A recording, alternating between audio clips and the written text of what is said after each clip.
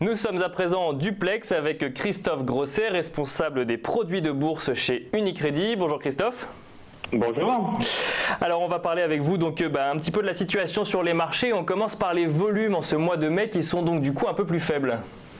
Un peu plus faible, oui et non, puisque en s'intéressant au volume sur les produits de bourse, nous sommes depuis le début du mois à une contre-valeur des échanges qui atteint 156 millions d'euros, ce qui est relativement important si l'on se rapporte à ce qui s'est passé cette année. Donc on est largement au-dessus des volumes enregistrés en janvier, au-dessus de ceux enregistrés en mars, en dessous de ceux de février et d'avril.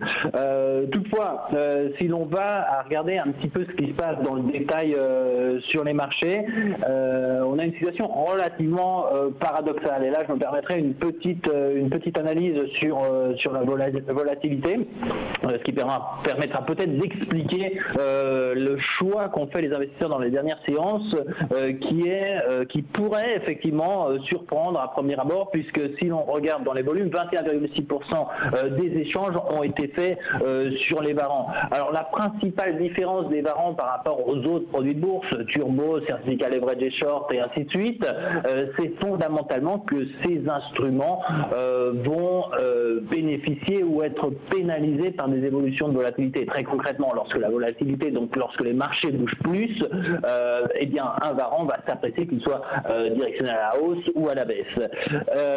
Généralement, et ce à quoi on assistait, c'est une vraie préférence des investisseurs tout de même pour des produits sur lesquels nous ne trouvions pas cet impact, donc très clairement les turbos dans leurs diverses variations, donc classique, illimité ou illimité baisse, ou les leverage et short lorsqu'on est dans une stratégie de très court terme.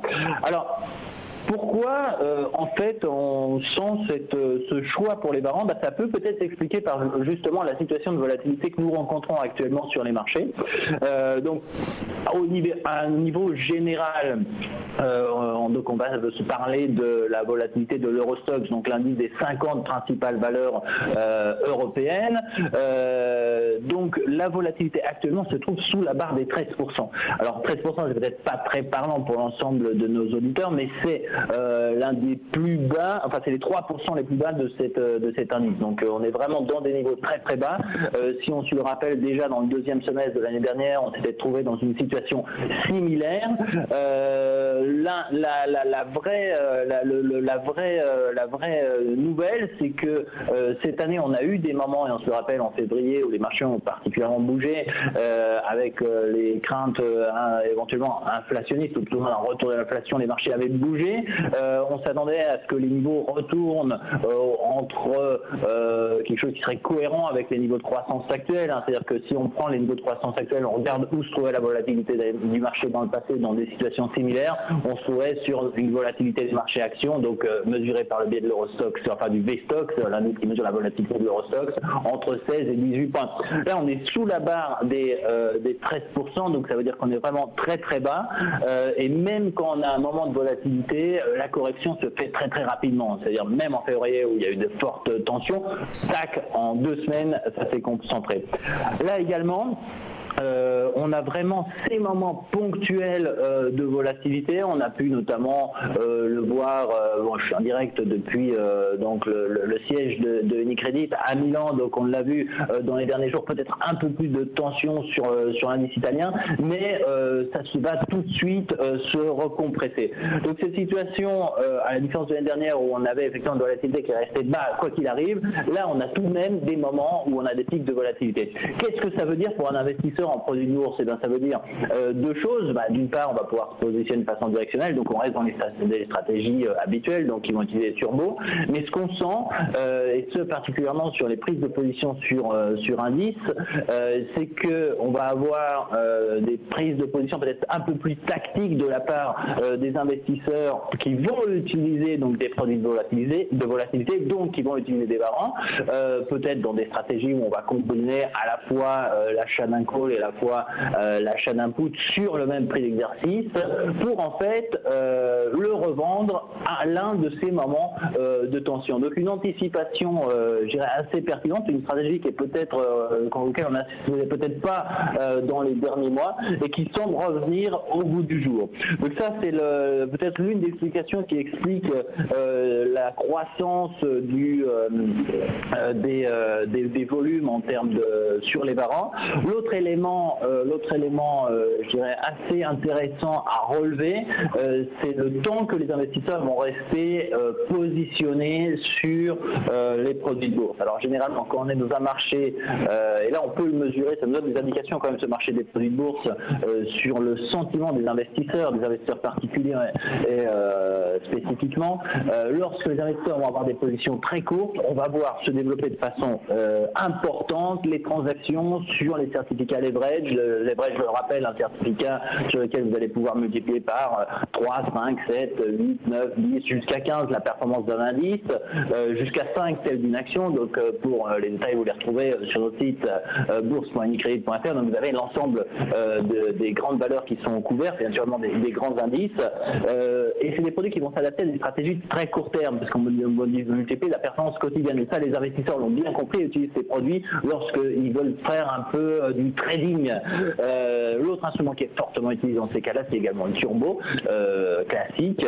Et là, en l'occurrence, ces produits ont des volumes qui sont peut-être pas décevants, mais en tout cas en deçà de ce à quoi on est habitué, puisque 11,9% des échanges seulement sur les certificats leverage et short, 17,6% sur les turbos. Donc on est très en deçà de ce à quoi on est habitué, puisque généralement sur les leverage c'est le double et sur les turbos classiques on est au moins à 25%. Et en fait ils sont dépassés par les turbos limités baisse, qui sont des instruments qui, comme le turbo, vont permettre de positionner sur l'évolution d'une action d'indice au-dessus ou en dessous, hein, donc c'est directionnel au-dessus lorsqu'on est haussier, en dessous lorsqu'on est baissier, d'une action ou d'un indice, avec le fait de ne pas avoir de maturité. Donc on peut laisser courir son scénario.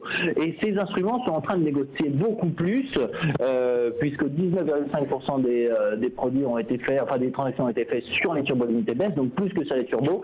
Et si on somme ça aux turbos limités classiques, eh ben, on arrive à presque à 35% sur ces produits qui nous laissent le temps. Donc des investisseurs qui vont d'une part avoir ces stratégies qui vont prendre en compte la volatilité avec les varans, d'autre part dans leur stratégie turbo se laisser plus de temps pour les voir se réaliser.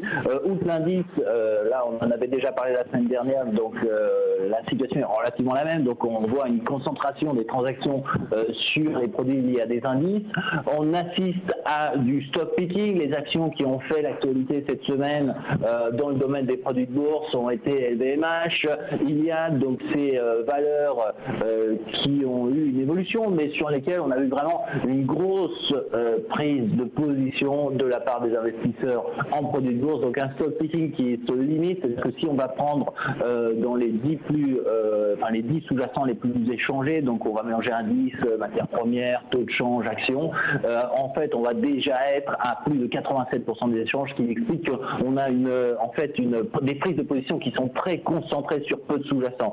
Donc un marché qui va aller, enfin des investisseurs mutuels en produits de bourse qui vont chercher à ces stratégies de volatilité, donc même si la situation reste globalement d'une certaine solidité dans le marché, hein, le sentiment général, des estimations générales qui voient l'Eurostoxx quand même à avoir une performance relativement limitée au cours de l'année 2018, donc des stratégies alternatives avec la volatilité, se laisser plus de temps et surtout un stock picking très serré, une concentration des volumes. Alors Christophe, vous l'avez mentionné, vous êtes en direct de Milan, un petit mot peut-être sur la situation italienne ? La situation italienne, tout au moins, sans me prononcer sur les aspects politiques sur lesquels je ne me sens pas, effectivement, outre le fait d'être directement à Milan, peut-être l'un des événements les plus pertinents. La situation politique, en fait, ce qu'on a vu, c'était qu'il y avait une certaine, et ça je vous parle du sentiment qu'on peut retrouver dans les salles, hein.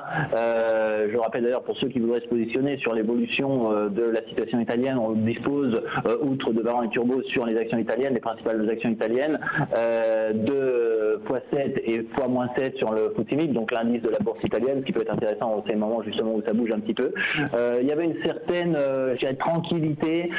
Faut rappeler que les temps de la politique italienne après les élections sont relativement longs, donc il y avait une certaine tranquillité, une condescendance aussi bien des institutions locales que bruxelloises que des marchés. La possibilité d'un accord, un accord qui a été publié, qui sera en consultation ce week-end entre le mouvement 5 étoiles et la Ligue du Nord, a reporté une certaine tension sur les marchés hier. Encore une fois, on se trouve dans une situation relativement similaire à tous les cas qu'on rencontre en fait depuis le début de l'année. C'est en train de se concentrer rapidement, ce qui n'exclut pas qu'on puisse avoir dans les séances à venir des retours. Donc, une situation qui a changé par rapport à la semaine dernière, clairement. Peut-être et là je parle de nouveau uniquement d'un point de vue de négociation en produits de bourse. Peut-être effectivement on peut s'attendre à ce que dans le cas spécifique de la bourse italienne, les nouvelles qui de nature non financière mais économique qui pourraient être faites dans les prochains jours pourraient avoir des impacts sur l'indice de la bourse italienne. On s'attend notamment à un peu plus de clarté sur les représentants et notamment sur le nom, les modalités dans lesquelles le Premier ministre sera nommé. Et ça, c'est clairement la nouvelle dont on s'attend début de semaine prochaine et qui pourrait faire bouger le marché. Donc, en tant qu'investisseur, on peut avoir une petite réflexion là-dessus. Merci beaucoup, Christophe Grosset. Je rappelle donc que vous êtes responsable des produits de bourse chez Unicredit.